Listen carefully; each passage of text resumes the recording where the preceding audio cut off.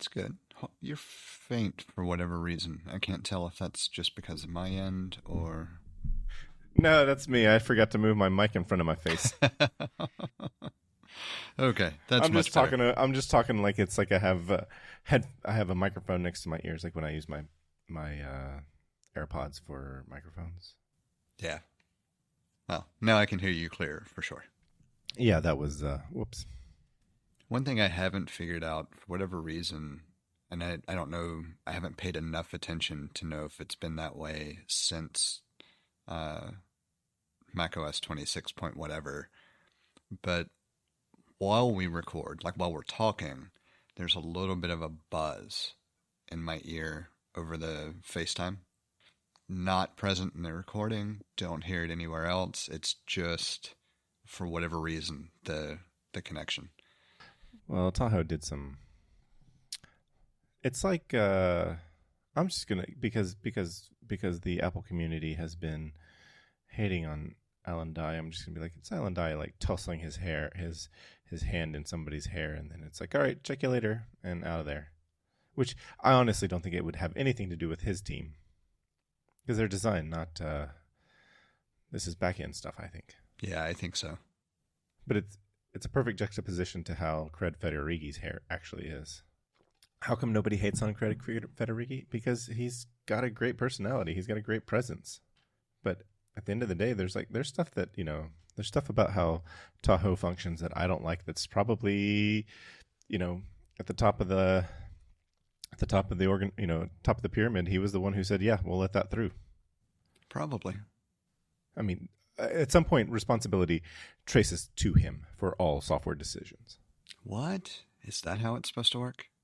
Well, as you can see, with the way executives are treated practically everywhere. This is not, obviously not limited to Apple, but yeah, you get to a certain level and it's like the company, like you do a bad job. Well, it's okay. They try to highlight the things that they can highlight, the good things about you, and send you on your way with the money and try to pretend like it's not an embarrassment. Yeah, I don't really see him getting ousted that way, though. Oh no, because he's done more good than. Yeah, he's done more good than not good. He's likable. I'm curious to see. So there was the reporting a few weeks ago about Tim Cook. I was about to say Tim Jobs. I was like, whoa, that's wrong in my head. Tim Cook. They started pre-announcing his departure for his retirement, because and some people read it like he was going to retire in January, and it's like no. They just started pre-announcing that it's probably going to be 2026. I don't know if you caught wind of that or not. I did. Yeah. And the funny thing is, I could easily see it stretching into 2027. Yeah. So it's the kind of thing that, especially a company like Apple, the succession plan always, where applicable, has a drawn out, easy transition. Maybe that's not the best way to put it. But no. I think no, because like they did it with Johnny Ives. They had because they can't do anything suddenly because Wall Street will lose its fucking mind. Well, it's not even that. If you think about lead times on everything they're doing, like how long does it take you to wrap or exit a current project? Especially something that you're having to hand off to somebody who may or may not have been involved in a large part of that project.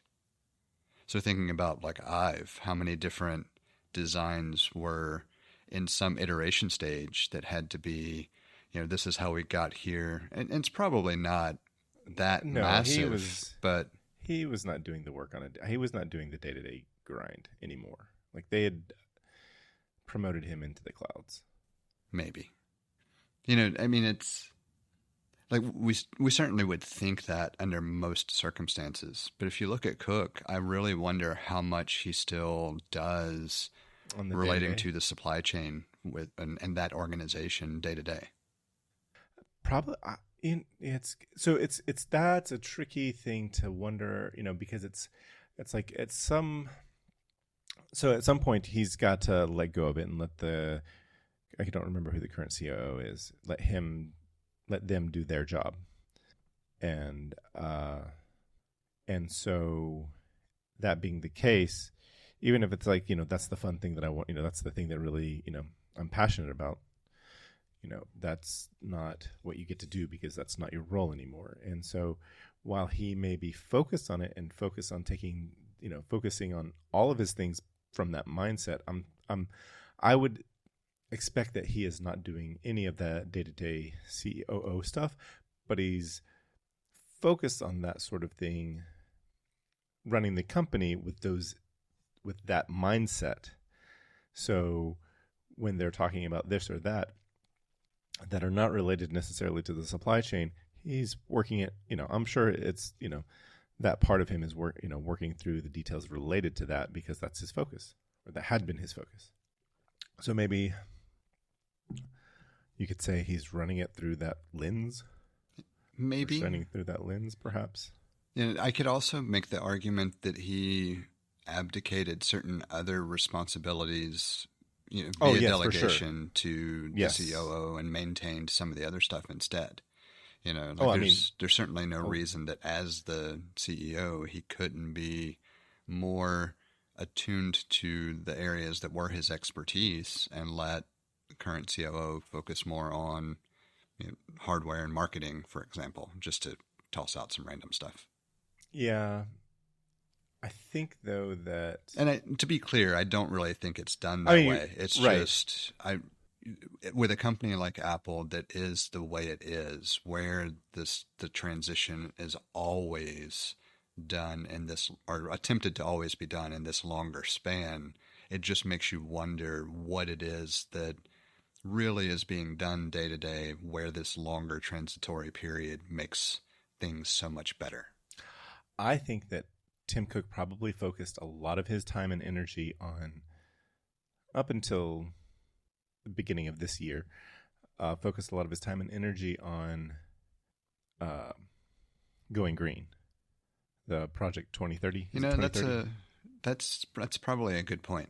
Because, certainly this year he's spent most of his time brown-nosing the administration and doing, yes, other stuff that was despicable, but that may be a bit harsh. But I really don't like the current suck up to the administration mindset of tech. Appeasing. Like, this is what Europe and the United States to some degree did to Hitler. They appeased him.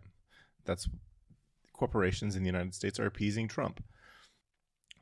So I didn't mean to invoke Godwin's law so early, but we were going to get there even anyway with this particular conversation. So yeah. Well, I think I would expect that. So there's like a trend, in 2011, because he took over in August of 2011, and Jobs passed away in October of that same year, and just a few months later. And I would expect that first couple of years, he's, like the job was transitioning from COO to CEO, and also, people are scrutinizing. You're not Steve Jobs, like, well, duh, and because he's not a product person the way Steve Jobs was. And I think after he got through that initial transition phase, he focused on the Apple Watch. The Apple Watch released. There was focus on that, getting it launched, starting it up, getting it launched, getting it steady, and then it took on a life of its own where it was a vastly different. 10 years ago, it was a very different product than it is today. 10 years ago, there was some fitness focus. There was some, but there was a lot more fashion intent with the Apple Watch. Because there was that I don't know, was it $15,000 gold watch? Well, the initial product release was very kind of, let's toss it out there and see where the market says it actually fits. Right. And it was more fashion forward or fashion focused, but I think that was just a byproduct of Ive wanting to design a watch than it was specifically like Cook's desire. I think so too, but but the thing about it was he was focused on that as an aspect of the product. Angela Rentz was brought on to run as a senior VP of retail because of her. I'm assuming because of her status in the fashion industry, and she was there 5-6 years, and then moved on. So, I mean, I think that had all. I don't think that if there was no Apple Watch, then I don't think Arentz would have been SVP of retail. It would have been a different person, I think. But I think after that, then his focus became Project 2030, and like you said, since the beginning of 2025, it's been, or like late 2024, it's been sucking up to the administration. It's an interesting point on Arendt, because I kind of think she might have been on the list either way. Like, I don't know that she would have been the first choice if the watch hadn't been as considered fashion forward, or the desire to understand that space better. Or a foothold, or to put, yeah. Yeah. But I still think she might have been on the list, because if you think about the way Apple positions retail in general, any luxury brand retail experience could be an asset. It just depends on how the company was doing. So it was Burberry, right? I think so. It was. No, I agree. It was certainly That's one a really of those. Good point. It's a very good point, because the more I hear about, I'd recently read a story about. I'm blanking. Ritz Carlton, because that's where, in the late '90s, that's where Apple went to. That's where they modeled their customer focus, their customer satisfaction training on. So, it fits. I agree. But I like what someone recently. I think it was on ATP that they discussed, because they are not fans of Alan. None of them are fans of Alan Dye, and it's funny, but it was funny because last week's show they mentioned Gruber's scathing. You could say his. They didn't say it, but I'm in retrospect, you could say Alan Dye's obituary for leaving Apple. I don't know if you've read his article. I can't wait to hear his. I have not. I need to look that up. I didn't either, but it is. They read some of the spicier excerpts from it, and it's like, whew, Gruber was certainly not a fan, to the point where Marco, who had been the loudest critic of Dye, and maybe the whiniest critic of Dye, was kind of like saying Gruber is like, "Ooh, Gruber, you're not wrong, but calm down, and."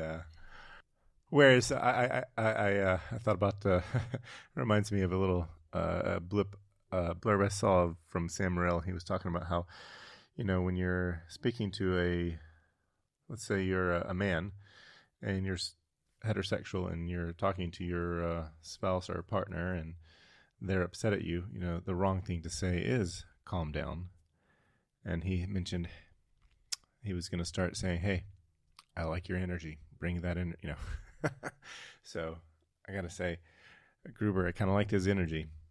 It was he went far, and I've got to imagine some of he's like, you know what, they didn't want to do an interview with me 6 months ago. Let's burn all these bridges. May my way be lit by the bridges I burn. But where I got way off topic. Sorry.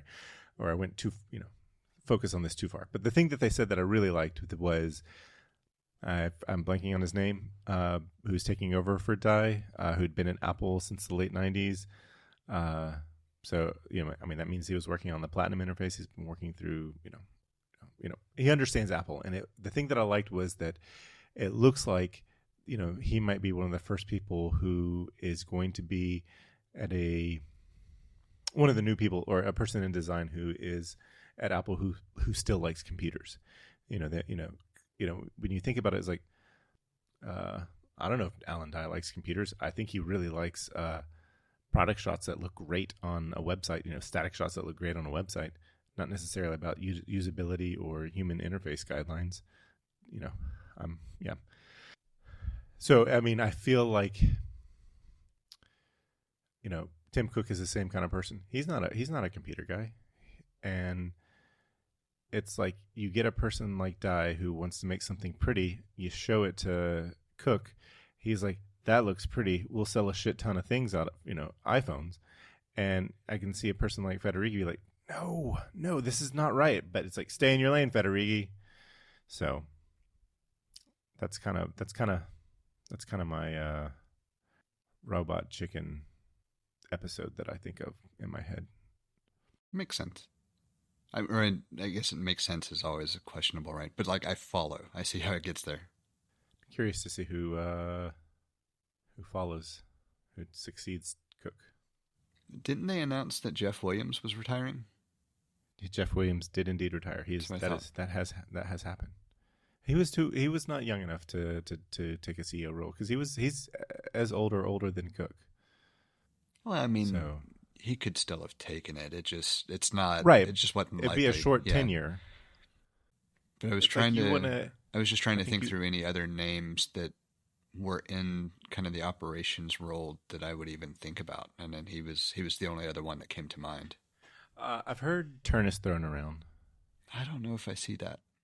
Yeah, it doesn't seem right. I mean, certainly possible, but it would be. I think it would be better than. I think it would be better. Like, I don't hate. I'm not a Tim Cook hater. I mean, the last 11 months have not been great, in my opinion of him. But I'm still not a hater. But I do think it's time for him to go, or not time for him to go. I'm ready for something new. Yeah, I don't know. This year has pushed my limits on whether I think it's, it's like prior to this year, I would have felt the exact same way you described. It's not that I dislike him or anything. It's just, it's kind of time for a shakeup. But with this year, I'm very quickly transitioning into, I despise the man. And despise is a bit strong, but that's just it. We're getting there quickly. I'm certainly disappointed in him in a way that I wasn't disappointed with him a year ago. I'm disappointed with him in a way that I would not be disappointed with any other CEO, and it's because of the general culture of the Apple I knew, which would not have accepted brown-nosing this administration. God, I would have loved to have seen how Jobs would have behaved. Yeah, I would have too. I would have loved a full-on tantrum. But, that's... I do have to acknowledge that a certain part of that has to be his role in trying to look out for the company. Like, I do recognize that there's a disparity there that doesn't really fall along ideological principles. But at the same time, of all the companies that could actually put their foot down and set the example, you would think Apple would be it. And instead, it's just yet another bend over backwards and tell me how I like it. Yeah, you can't know what anyone would have done. It's all hypothetical, but in my head, I would like to think that the Steve Jobs of the 90s or the 2000s would have organized other Silicon Valley tech bros into standing up to him. But yeah, I just don't see that even happening. No, I think he wouldn't have even been able to be bothered with it. I think it would have just been a simple no and continue to do what Apple wanted to do, or what he wanted Apple to do.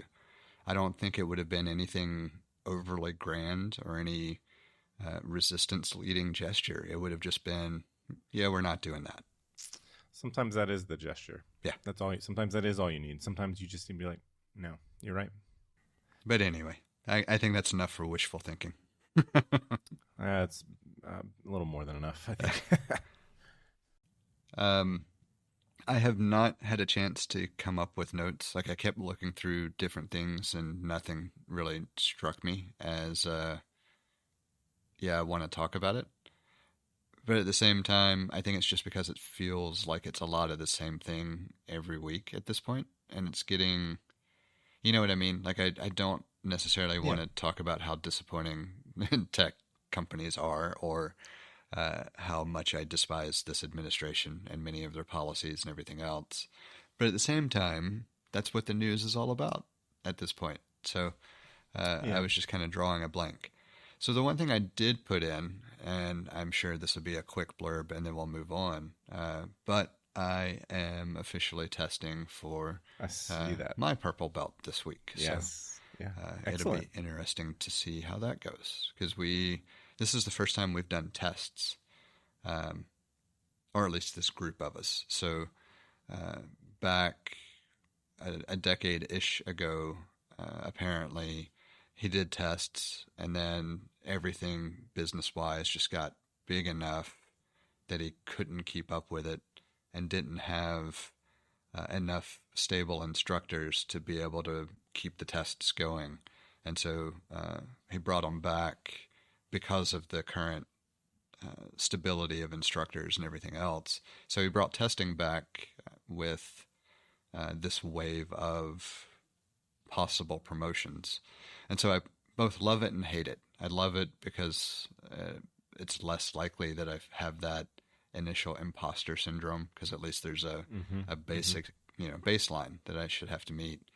But I also hate it because it's like, come on, we couldn't wait until after I was done with this one. It was right there. And if it hadn't been for having the months out with surgery and everything, I would already be there. And so Right. there is part of me that just says, come on, really? But I do think in the long run, it's a much better way to go about it.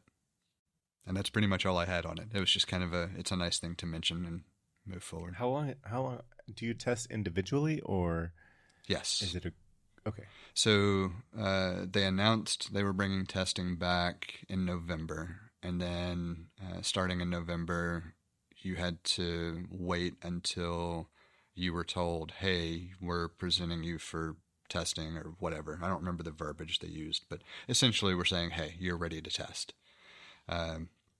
Testing has to be scheduled and take place in December, and then there's the promotion date and all itself in January. So the way it generally does, or what the promotions happen, twice a year, typically, there are visiting professors that come in to teach a class.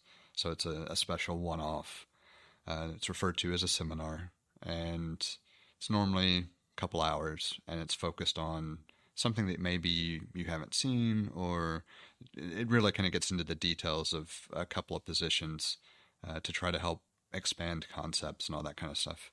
But then also after that, they schedule the promotion.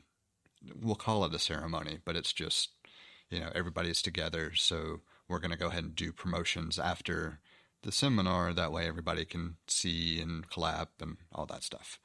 And so the seminar date is, I think, January 11th. And so testing is done this month. You'll know for sure. And then you get your belt and all next month. That's very cool. And my head went to the first Teenage Mutant Ninja Turtles movie, where the young man, toward the beginning of the movie, the young man gets his Foot Clan headband. So that's what I'm picturing it's going to be like for you. Yeah, I mean, it's kind of similar. One of the things that Master Tetsu is going to be, it's going to be specifically him. Yeah, one of the things that does make it neat, especially when you've got like a group of people who have been kind of progressing together, is you get to share that camaraderie and experience with, hey, we all got our belts this day, or we all got promoted this day. So it does help with both the memory and the group camaraderie kind of aspect. That it makes it fun, makes it neat. I don't think we have enough of this in our adult lives, like this kind of camaraderie, third place activity. So it's good. I think it's really good. There are times when I feel like really we have to, the timing just kind of makes it strange, because you could have somebody that has to work and misses those particular dates, and it's like, are you really going to make them wait 6 months, kind of thing. Especially with how infrequently the seminars are scheduled, because they're only a couple times a year. But at the same time, you spend so much time at each belt level anyway that it's like, well, what's another couple months? So it's, I don't know. I have mixed feelings on that aspect of it, but I like the end result. So I'm wondering if when you get something like this, when you start pushing into something more niche, then you start to realize, ooh, Birmingham's not that big of a city. Because I would expect this, a place like this in Atlanta, they might have these monthly. well, so each gym runs the promotion side of things according to how they really want to be honest. Unless it's a part of an organization that has some sort of criteria Bylaws. around it. Yeah. But like even then, having the promotions occur with the seminars isn't a requirement. It's just because of the communal aspect of it. That's how the gym here wants to do it, and that's how they've continued to do it. So it's not something where they couldn't say, you know what, we're going to do a one-off or whatever. It's just that unless there's a compelling reason otherwise, he's going to keep doing it on that particular cycle. It wouldn't surprise me if a larger gym might do seminars a little more often, but I don't think I've heard of any gym doing them more than once a quarter. Quarterly. Yeah. Well, I was just thinking along the lines of like you'd have the enough patronage to support that kind of frequency. Like I think about you might be surprised at how many people are in a given area. Like I don't think the attendance would be that different between Atlanta and here, because here you'll have people come from Huntsville and Coleman and Jasper, basically most of the Alabama schools that are affiliated with Gracie Baja will probably have some representation. There'll be a couple that don't, but most of them will. And so most of the time there's 100-ish people present, and it starts to get kind of crowded on the mats. So yeah, but I'm thinking more along the lines of it's like, if they had them quarterly, would you have 100 people every quarter? probably not. I don't think it would change the overall attendance that much. I think it would just spread it out a little bit. That's kind of what I was getting at. Like if you had a larger if you were in a more populated area, then you might have to have them quarterly because that would just be too many people, or you would have to have a more frequency or more offerings just to accommodate. Yeah, I could see it going that way potentially. It's what I like to call the brat effect in Birmingham. That's where you really find out you're just Birmingham's just too small of a city to be that niche.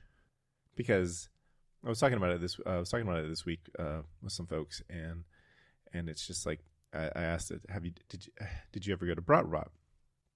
And they're like, yeah. And I was like, did you go to the first iteration of Brat? Because that was the best iteration. Every successive iteration was not as good as the original vision, and it just makes me a little bit sad that it was just too niche for how small Birmingham is. And so the folks I was talking to, I don't know that it was too niche as opposed to they just didn't. I don't think they hit their marketing quite right to attract the right subset of individuals. I think they, just from what obviously it's been a while, but just from what I remember, it felt like it was attempting to bring in the general public instead of targeting the type of people who would actually enjoy the establishment. Well, I think that's because I think that there's just not enough of the. That's what I'm saying is that I think there's just not enough of the people to keep them afloat. Yeah, but I'm not so sure that that's the case. Just because if you look at a lot of the other things that I would say are somewhat niche offerings, or if you maybe part of where I see it more, and part of why I question it a bit, like all the different business networking things that I've gone to, I'm constantly amazed that some of these businesses exist and thrive because they seem so narrowly focused. But it's also just I don't operate in a space where I'm looking at that market segment, and so like food in general is one of those things that's kind of difficult to narrowed down your focus in a way, marketing wise, to attract a certain population. Like the events that you tie into your establishment tend to be the draw, with very few exceptions otherwise. And so if you think about Brat, if they had really leaned heavily into like airing football all the time instead of American football occasionally, or, like really lean heavily into the type of people who would absolutely enjoy that environment, i.e., Premier League enthusiasts or La Liga or whoever, I think you would have had a very different. What's that? The Bundesliga? Yeah.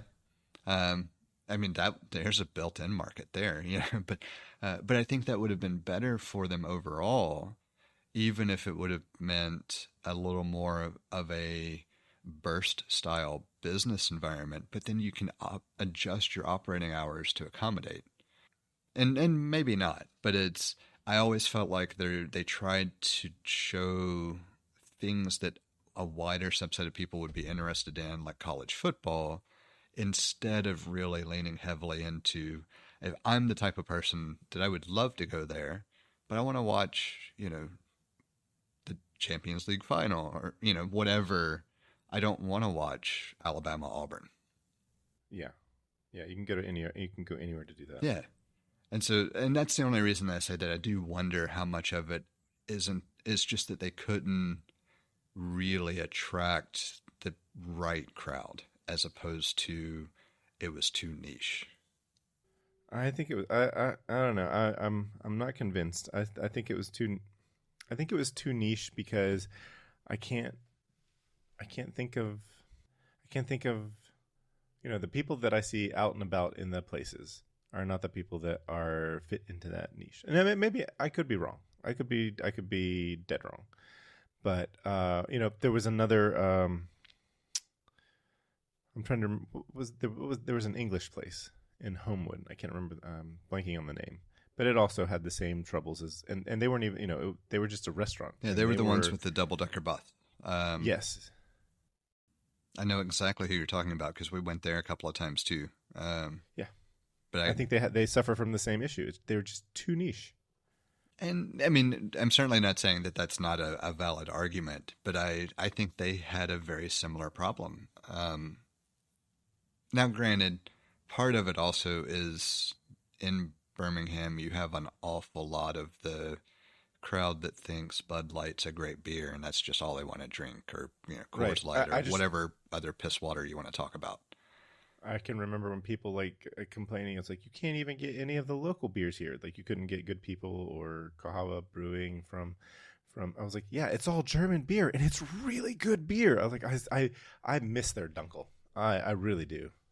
But that would have been an easy change to make as well. Like, keep the aesthetic, keep the atmosphere, but offer one or two. They did on the third iteration when it became Kerrigan's Beer Garden. I never visited while it was. I don't think that. Not that I recall. I don't remember ever going good. While it was called something. You would else. Remember, and it's good that you didn't, because it was just so disappointing. And so here's what happened.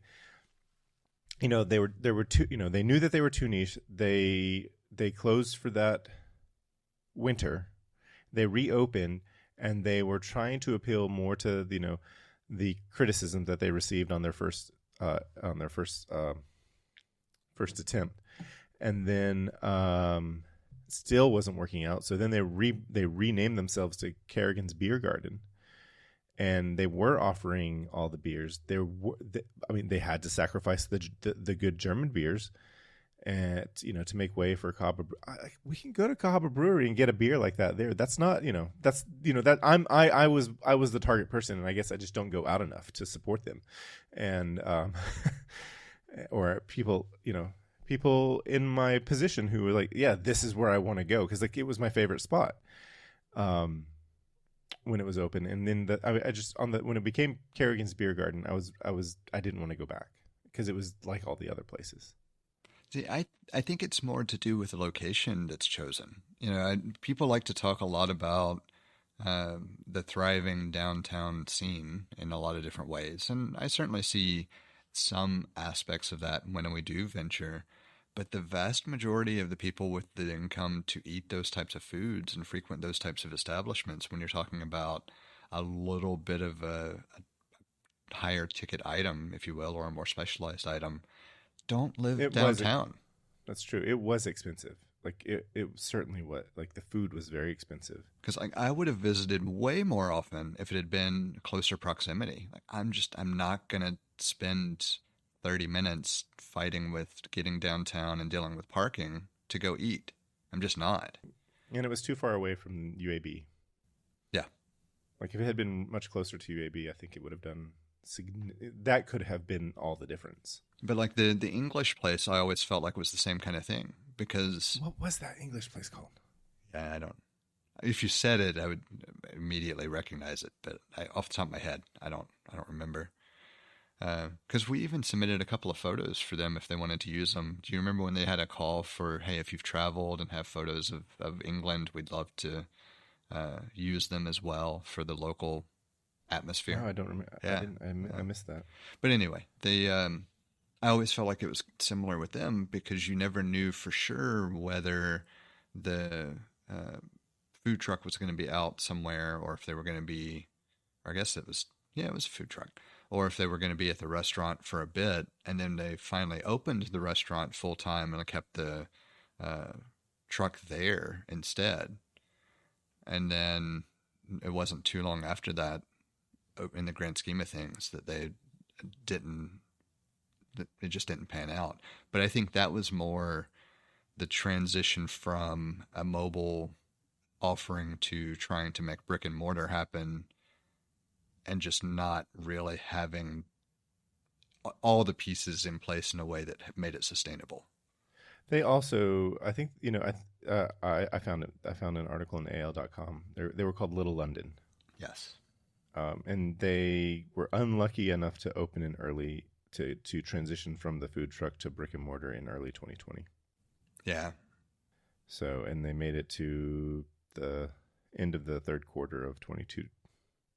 So I was unlucky. Like opening at the beginning of 2020 probably, I'm confident, did not help at all. Oh, I'm certain. Like that was tough. I do miss them though. They had some good food. Yeah, I wanted to get one of their Scotch eggs. No, I had them when they were I had it when they were in the food truck. So I remember they had a lot of issues getting parts for the double-decker bus too at times, and that was, I mean, for whatever gimmick you might want to label it, it was a draw while it was operational. So yeah, probably not enough of a draw to make it.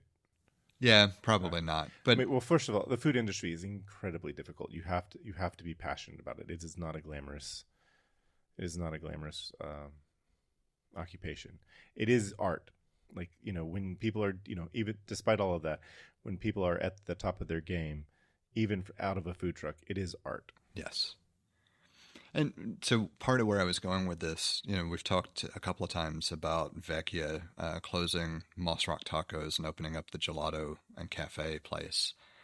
And to me, it's a good example of how much location makes a huge difference. Now, one, they already have a bit of a cult following from the pizza place locally, right?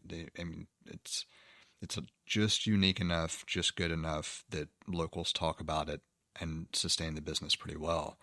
But because it's attached to that, and because they went to great pains to be as authentic as they felt like they could be within the market space with gelato and everything else, the opening weekend, they actually had to close because they didn't have any inventory left. Everything sold out. The only places you hear about that in Alabama like that are barbecue places. Yeah.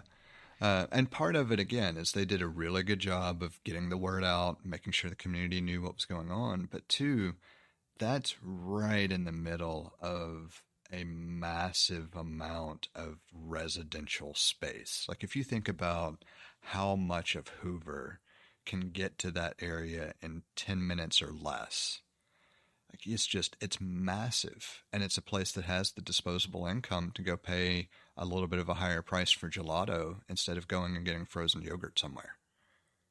It Yeah, makes all yeah. the difference in the world. No, yeah. They are certainly positioned in the right spot. I still haven't been over there. Like It's cold I've right now. driven by it, but yeah, it has not been a.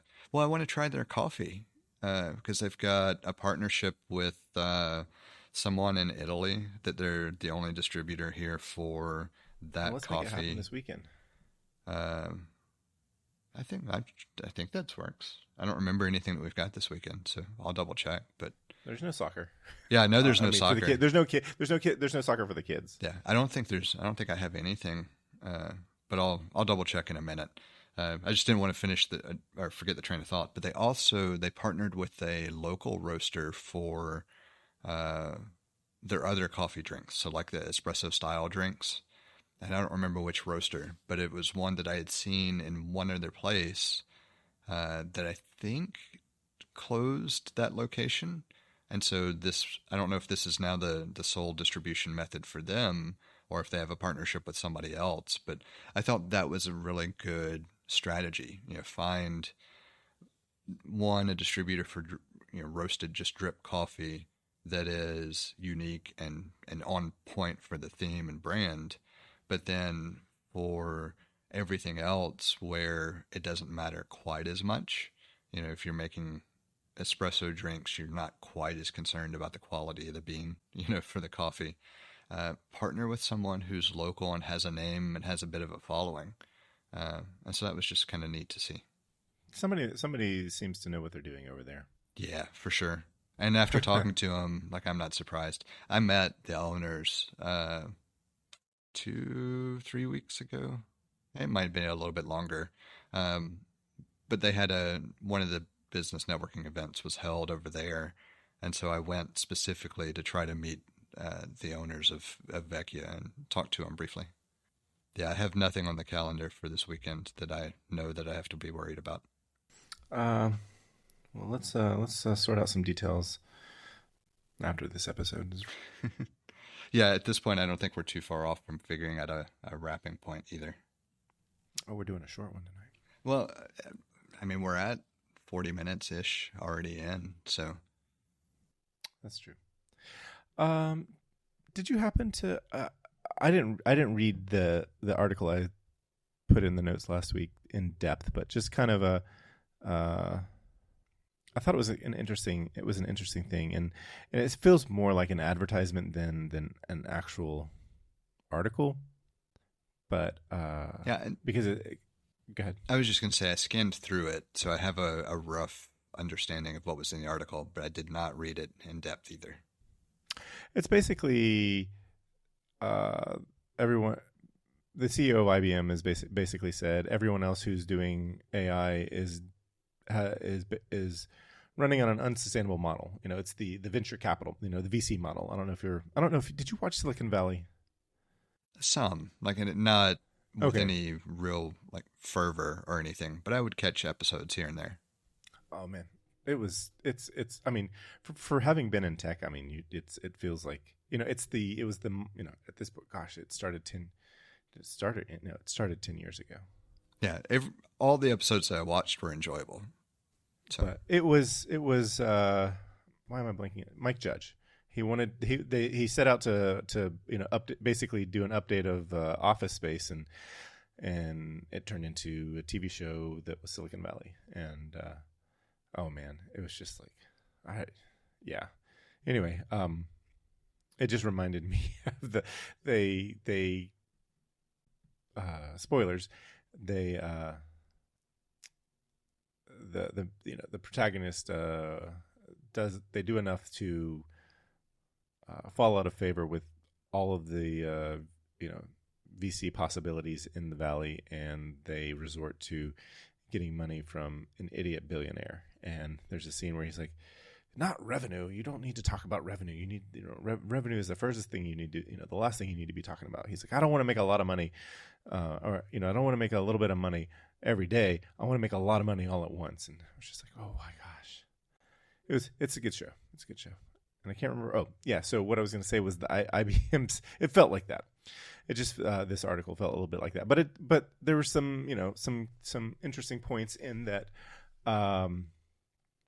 Basically, all of the all of the AI is out there is running on at a deficit, and and he's saying that IBM isn't, but there were some good points made about the amount of hardware that's needed, the amount all of the actual resources needed, and the amount of turnover for hardware is going to outpace any income significantly. And so, but if you ask AI, just keep making it, and we'll sort out. We'll use AI to figure out how to solve these problems. Yeah, the thing that got me about it is that it felt like it assumed constants instead of recognizing that things kind of are variable depending on where you're at in your projections and everything else. Because like one of the things that it talked about was OpenAI having a specific targeted like benchmark or something for what 2030 or something like that, maybe even a little bit further out. I don't remember, but it was the thing that it tried to, or it felt like it tried to impose, was that this was a hard target, and that the current math for expenses to get there with capital outlay and everything else just didn't add up. But there was a kind of a sub point there where, sure, this could be a target and it could be something that the company is striving hard to hit, but it's a company mandated target. It can change tomorrow or be adjusted, in an hour. Like it's not a, you have to do this. This is your hard line in the sand that if you miss it, everything's gone kind of thing. It's very much a, this is what the company is driving toward. And you know what? If the money dries out or if something else happens or if they can't hit it, they're going to adjust and change the roadmap. That's how companies work. That was the only thing from the article that really just struck me as, yeah, you're making some good points, but you're trying to tell me that this is a thing that can't change, when in reality it could change on a whim if you really wanted it to. And that was, other than that, like I really did appreciate the, okay, let's just take into the discussion that this is your target. The math doesn't add up for you to reach your target, and not burn through billions and billions and billions of dollars trying to get there. And you're not going to be profitable by the time you do, or 30 years in the future after that point for what debt you would have to take on to reach it. Like I do appreciate that analysis for sure. It just felt too much like they were trying to say this is doomed because it's a hard rule that they can't meet and therefore it's going to collapse, like it. And that part of that could have just been the writing and the reporting as opposed to what was meant in the actual presentation of information. Yeah, I thought that's a good, that's a better, I feel like a better take on that article, or that skim of that article. I did find it interesting because I didn't realize that Sam Altman, and he with OpenAI. Yeah. I didn't realize that he had this arbitrary target that was. I'll say arbitrary, but it's very much what he's desiring to get the company to. So I get that, but it's still arbitrary. He's a bit of a character. Yeah, that's what I've heard. He's he's also a bit of a Johnny Ives simp, because they're collaborating on something that they won't say is they're like, oh, I don't know if you followed this at all, but Ives companies collaborating with OpenAI, and they're teasing the hell out of whatever it is they're gonna do, but they're so uncommitted into giving any details. It's just like they're trying to wank us off or something. I didn't, so I don't follow it for sure. I'd heard that there was some sort of collaboration of some sort, but that was kind of the extent. My interest wasn't even piqued enough to go try to figure out anything about it. I'll put it that way. There's nothing to figure out. It's a lot of. It's a lot of you banking on the names involved, is what it sounds like. Yes, yes. Wow, that was a bit much. Sorry. Um, yeah, it is. I think it's a lot of, you know, if you're placing a bet against the smartphone, you're probably going to lose. There's not going to be, there has not been enough technological innovation in the world to replace the smartphone. And to think that you are is a mistake. We're just not there yet. We, let me see holograms, and then I'll be like, okay, then I'll be interested, or something that radically different than our current paradigm. I think right now, if Apple knows what they should be, if they recognize their talent, they probably have. They got Johnny Sarugi over there in his lab working on better GPUs. There was a we talked about it, There's didn't we? The rumor that they were doing in-house or planning to do yes, their we own. did. Last week Yeah. we did. Last episode, I'd come across something that they were working on, and that makes sense. And yeah, it would be, right now they make shiny things, and they're known for making shiny things. And I don't want to be so.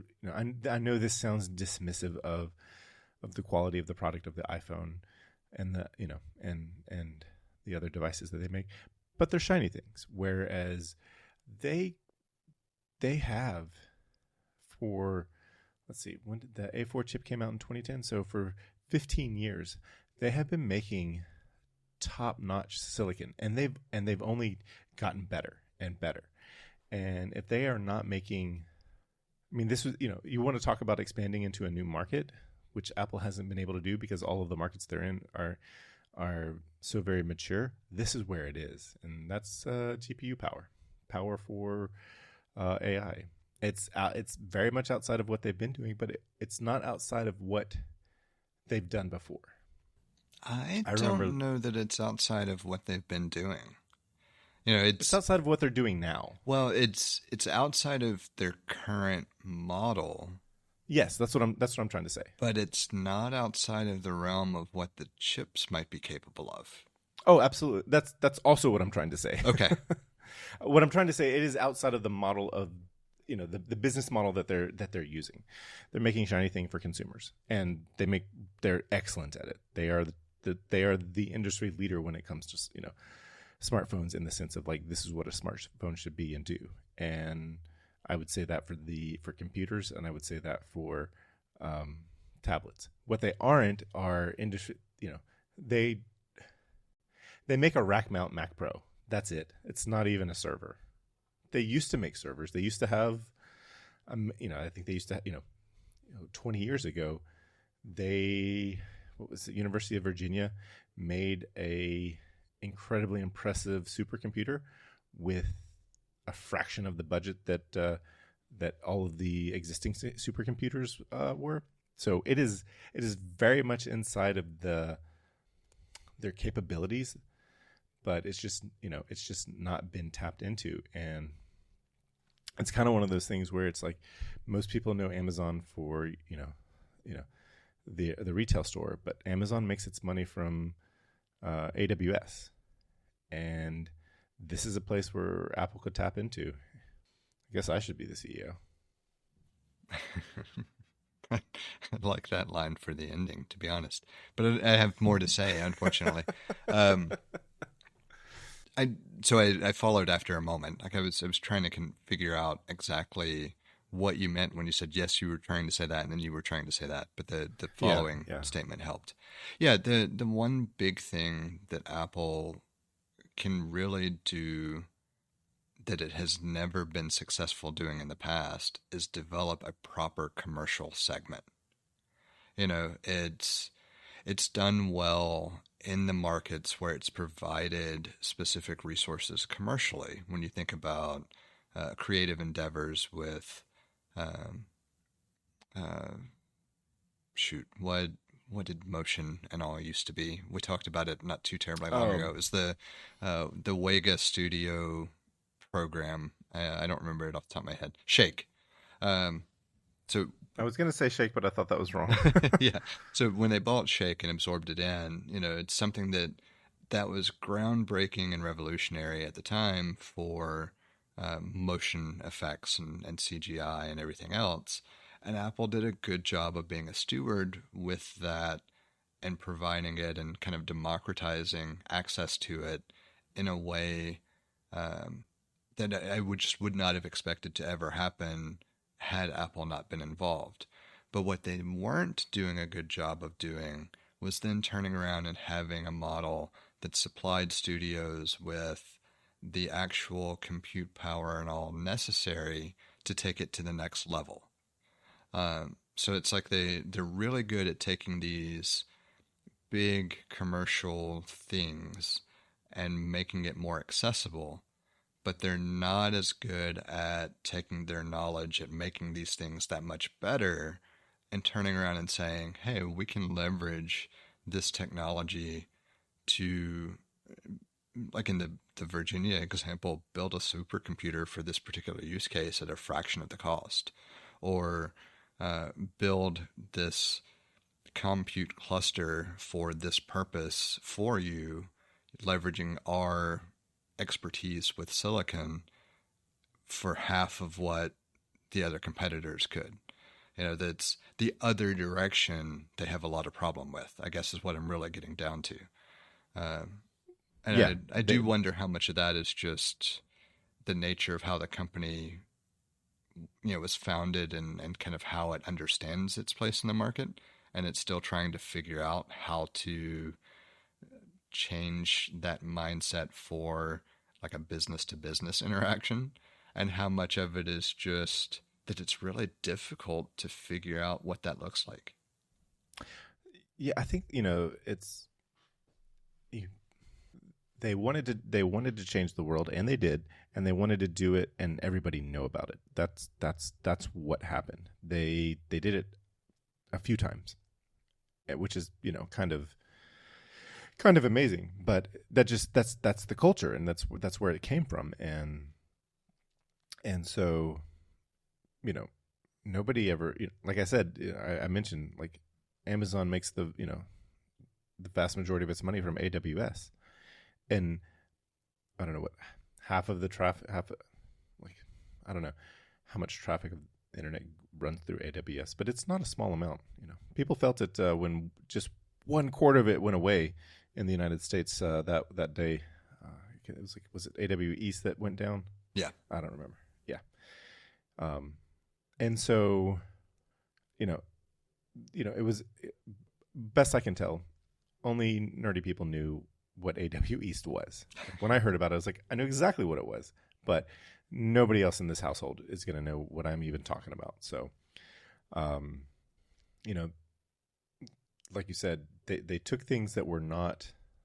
They took something that was great, that was only accessible to a few, and kept it great and made it accessible to so many more, and then gave us the tools to use it on. And they have not been able to capitalize where they're in a place to do it. This is the next 5 years could be incredibly transitional for them if they get the right leadership in place to be able to do this. And I think that they need young leadership to tap into this and to say, hey, this is a place where we want to go. We make great silicon, and we need to get our silicon in more places. And that's just simply not been, more places means more individuals buying our devices, and that's not more places. That's just more people buying. It's the same place, but people buying, turning over more often, and more places would be in the data centers. But I mean, data farm works too. Data centers. Thank you. Yeah, that feels like a 20-year-old term. Anyway, they're poised to be able to do something like that, but they need someone with the vision to do it, or somebody with the hunger to find somebody with the vision to do it. And you know what? It could very well fit into a addendum to Project 2030, where you try to make data centers more eco-friendly. It's really where the more I think about it and the more I talk about it, is like I really want to see them do that for other reasons. Not because I'm an Apple fanboy, but because so far they're the only ones who have figured out some level of power efficiency with compute power. Yeah. And then they're going to also have a focus on, like, we want to have a data center that uses as little energy as possible. Like it's like, I know, it's a scary thing to think that you're going to have a data center come into your place, because guess what? Water is going to become really expensive. But I think overall, what's going to happen in the next 5 years is not. It's really scary to be here where we are right now, because it looks like, are we going to miss the bus? Are we going to miss the bus? And because we're at a point where, I mean, I think we've crested and we're coming down. To use analogy, to use the imagery of a wave, we've already crested and we're on this ride, and how we land is going to make all the difference. But we're going down. And I say that we've crested because there are certain things ecologically, environmentally, that aren't undoable, but we do have a chance to start repairing. And we have a chance at landing safely. But the option to that is we could land in such a way that we get banged up pretty bad or die.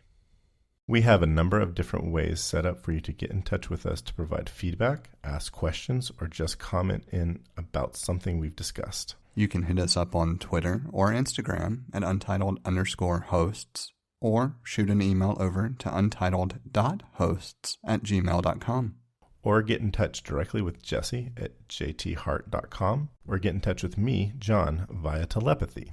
If you would like to support our work or are interested in listening to our new after-show feed, head over to patreon.com/theUntitledPodcast and take a look at the options we have set up. Thank you for listening. We hope you've enjoyed the show. And we hope to connect with more of you as we continue this journey. That's a wrap.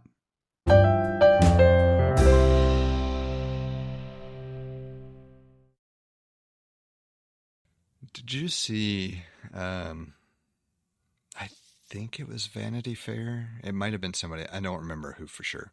There was a article that was done that the photographer really did a hell of a job making sure they captured unflattering portraits of of Trump's staff.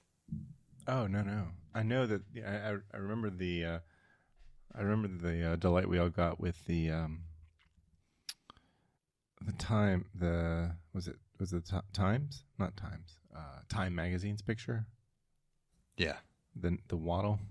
No, but I don't know what you're talking about. Yeah, it was Vanity Fair. Let me see if this is the right article. Yeah, this one will work. So if you pull that one up, like the main picture actually looks pretty good, but yeah, if you start to scroll down further and start looking and really kind of paying attention, I mean, it's very clear what was going on. Christopher Anderson is like, all right, if we have to play stupid games, you guys get stupid prizes. These are good.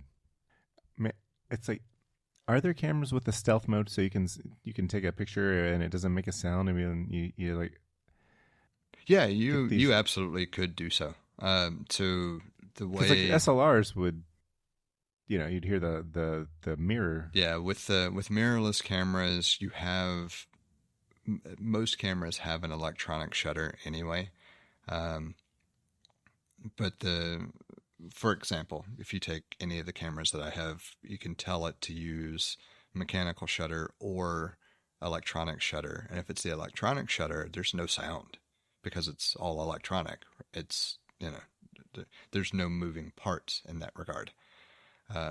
There's some negatives when it comes to electronic shutter for fast, like action photography, but for portraits or anything else, you're not going to notice a difference anyway. And so you could absolutely take pictures without somebody realizing you were taking pictures as a result. I just read the title of the article. It's fantastic.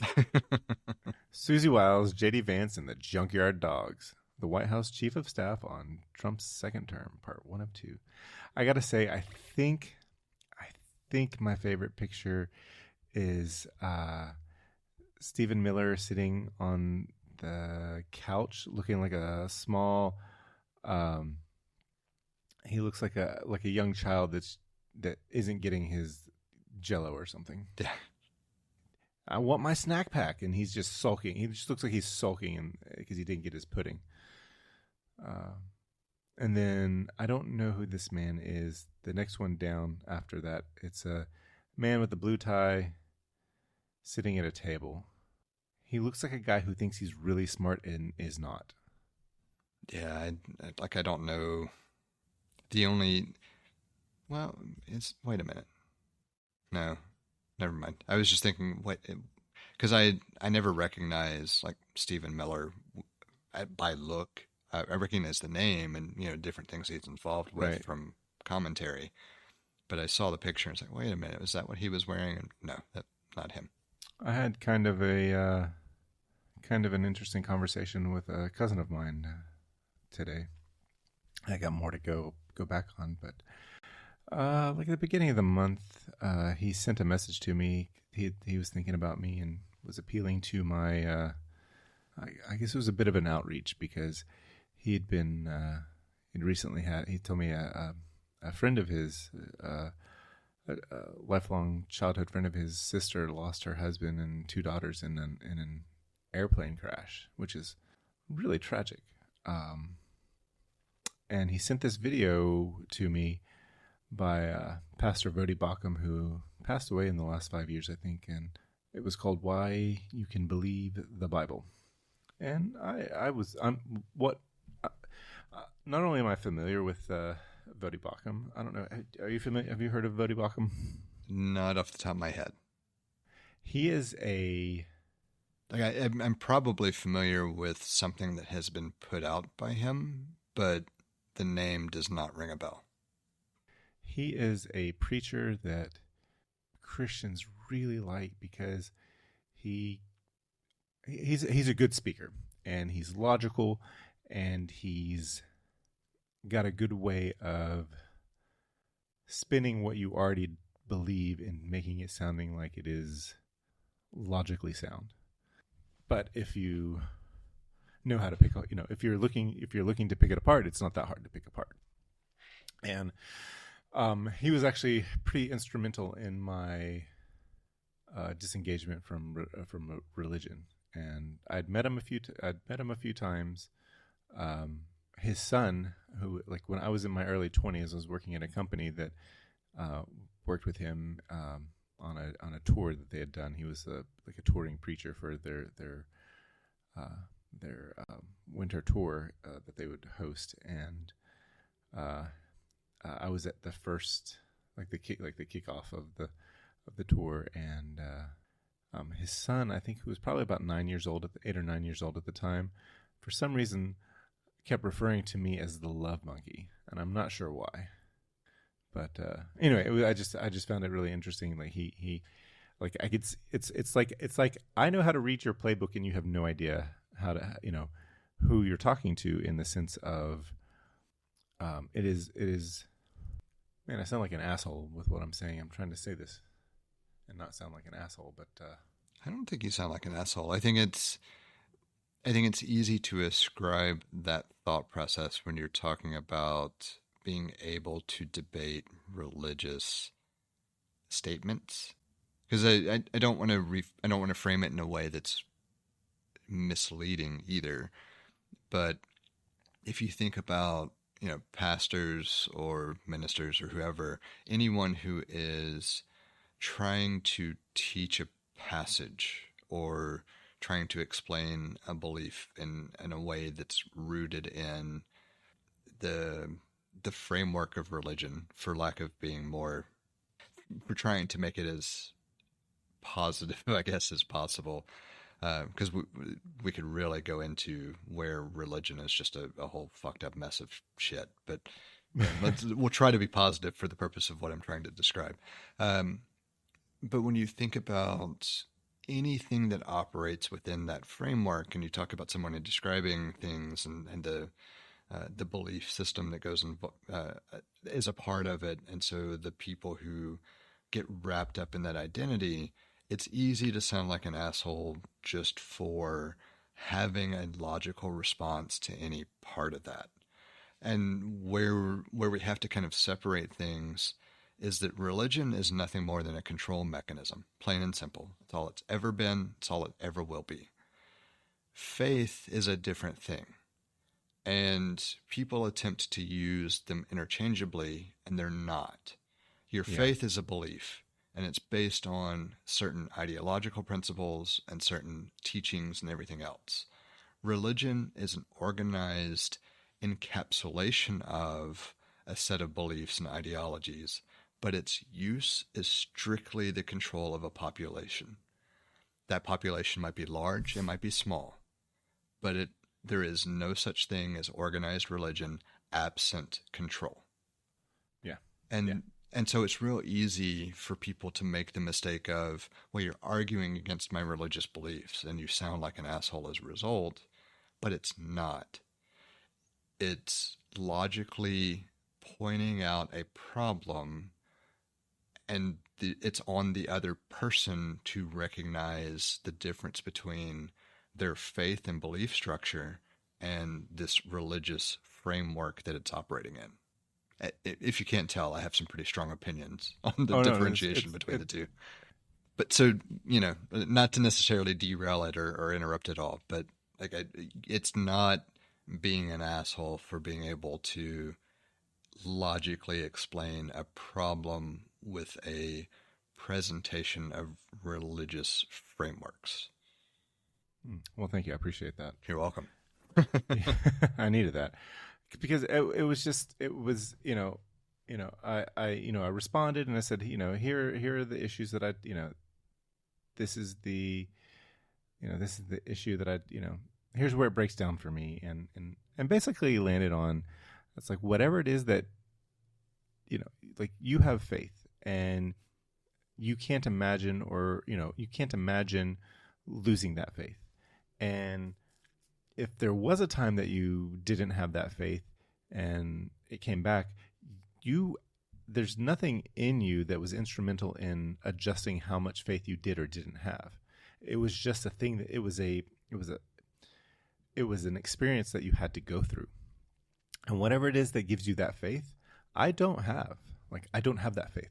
There's not been enough to belay my doubts and the things that have been presented before me. And that's exactly how things work. You don't really get to choose. And there's I went on to say something. I went on to quote DC Talk. I don't know if you remember them, but they had an album called Jesus Freak, and on that album they had a song called What If I Stumble. And at the beginning of that, before that song plays, they have somebody saying the greatest single cause of atheism in the world today is Christians who acknowledge Jesus with their lips, then walk out the door and deny him by their lifestyle. That's what an unbelieving world simply finds unbelievable. And then it goes on and he plays a song about what if I stumble, and it's about like personal failures as a Christian. And I'm like, there it is. What you said in the beginning is kind of right. It's a reason why people don't like Christians, but it's not really why people are atheist. But to go on and say, oh, it's because of the personal failings I have in my life and, the problems I have that are just human, that everyone goes through, that's not actually what the problem is. It's more, and I thought about this for a couple of weeks because this conversation started in, happened in December, and, a couple of weeks went by, and I just had been on my mind, and I just I wanted to respond, and I was like, I said to him, it's not about whenever people talk about the hypocrisy of Christianity, Christians always want to go to, oh yeah, I wish I hadn't, yelled at my kids, or I wish I helped my wife a little more. It's not that. Like, those are things that we all struggle with. That's not the problem. I said the problem is, I said it's I'll just, it's not too long. I'll read what I said to him.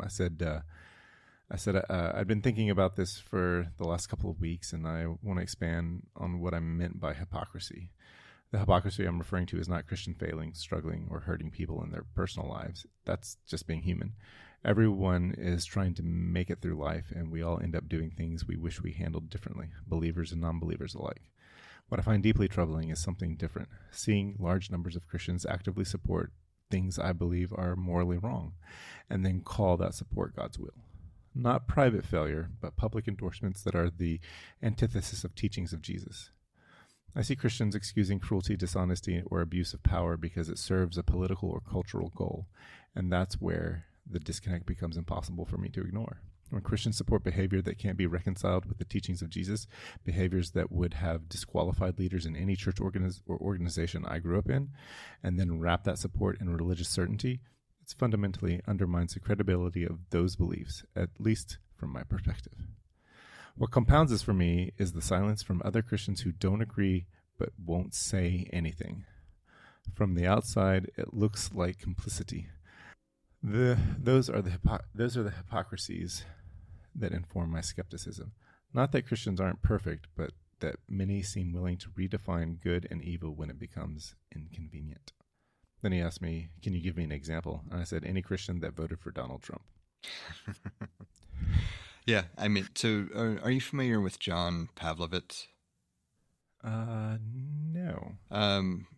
I don't know him well. He has popped up on my social feeds a few times, and every time I've completely agreed with what he had to say. It's a longer one, but I'll send it real quick while I'm thinking about it. But one of the ones I ran across recently was taking essentially this one thesis statement of no, good people do not still support him being Trump, and then breaking it down in a lot of detail. And so if I were to summarize it, it'd be kind of the basic statement of everyone believes or wants to believe that they're essentially a good person, right? We tell ourselves this story all the time. And so you hear things like, well, I voted for him or I supported him, but I'm still a good person. Or, I supported him or whoever it is, like, my father supported him, but he's still a good person or whatever, that some variation on that theme. Yeah. And his relatively long breakdown was essentially no. Like at this point, there is nothing Christian or otherwise that supports this concept of you being a good person if you still support him in any way, shape, fashion, or form. And I think this is one of those areas where people want to latch on to the very gray disconnect between supporting someone for certain policies or agenda items or actions, but trying to disassociate themselves from that support in order to feel better about the support. It's kind of an abstract thing to wrap your head around. And at the end of the day, it's nothing but logical gymnastics to try to make yourself feel like you're not a piece of shit. If you really want to get to the crux of the matter. And I don't think that's being too harsh. I think it's very clearly a way that you should be willing to look at yourself if you support certain actions, regardless of whether you have vocalized support for those actions. If your behavior or if your thought process or anything else leads you to support an administration that is performing these actions, even if you would not willingly perform those actions yourself, there's no difference. You cannot espouse yourself to be a good person and not speak out against those actions, full stop. And that's the piece that, for me, is problematic with the idea of Christianity in the current age. You have very few people who will really vocally stand up and say, you can't actually proclaim any level of belief or faith in Christ and have any level of support for the way these actions are occurring. It's just not reconcilable. And we don't hear enough of that, which leads instead to the real just kind of bastardized look that we see everywhere else, where people want to teach a part of it and then draw a line and say the reason we can't apply this here is because there's a separation of church and state, or you know what I mean? Like there's some gymnastics going on to try to be able to say we have to respect law and order, and there's a certain way in which that law and order must happen in order to operate in a society, and religion's not a part of that, but it's a part of it when we want to try to guide certain types of policies via elected officials. Like there's just, it's hypocrisy at its core. Yeah. And people don't like to hear that. You know, there is a way 100% to have a view on faith and a religious framework that you are involved with, and a separation of what that means to the governance of daily life. We just don't see it in the United States ever, period. And if you really think it's there, you're delusional. Yeah, everybody talks about the nobility of martyrdom until they're the ones that have to bleed. Everyone who voted for Donald Trump sucks, except for my mom and dad. They're different from the rest of the Trump voters, cause they're my mom and dad. All the other people who voted for Trump are really, really, really bad. But the two exceptions to the rule are my mom and dad. And if you need some proof for why that's true, I don't have it.